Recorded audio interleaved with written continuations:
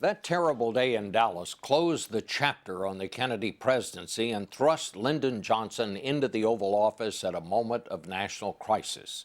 That weekend, we came to expect something new from our presidents.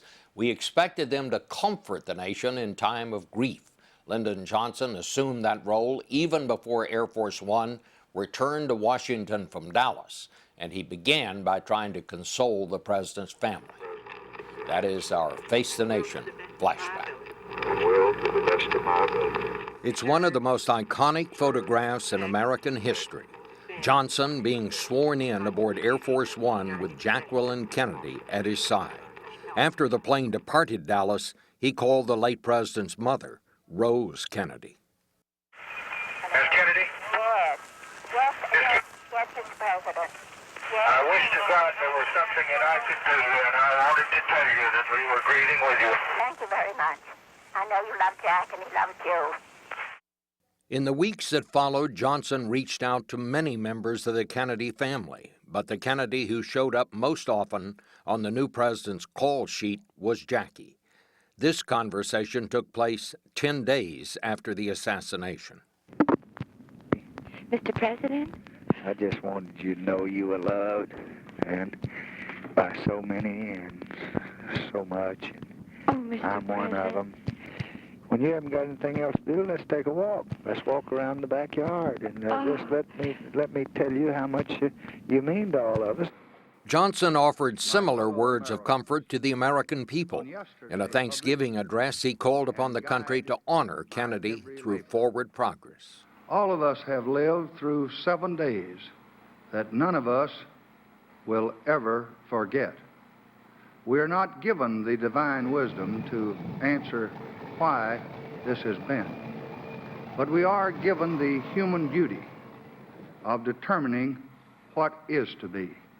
But the Kennedy family's well-being still weighed heavily on the president's mind. He called Jackie just before Christmas. Doing all right? Oh, I'm doing fine. Thank you. How's my little girl? She's fine, and John just set off this awful jet plane. It's just the noise you hear in the background. Well, tell him hello, and I wish all of you a Merry Christmas, and I wish I could do something to make it happier for you. President Kennedy was... Last Sunday, 50 years later, his daughter Lucy Baines Johnson recalled for us her father's relationship with the Kennedy family. There's an extraordinary letter that is in the LBJ library from Mrs. Kennedy to my father, and it speaks about other people assessing what that relationship was like. But she says that it must have been difficult for a senator who had actually mentored her young husband to find himself in the position of having to take second place on the ticket. But how grateful he had been, and she remained, for his being willing to do so, because President Kennedy felt that the country needed Lyndon Johnson to serve with the president, and she was so grateful for that, and how much it had meant to her that he had tried to reach out in every way humanly possible after the assassination. And that's what I would hope that country would recall, because it was two people who loved this country with all their heart, trying to do the best as they knew how to.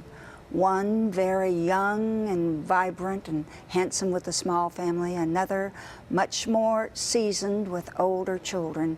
But together they were trying to leave the world a better place than they found it. And we'll be right back.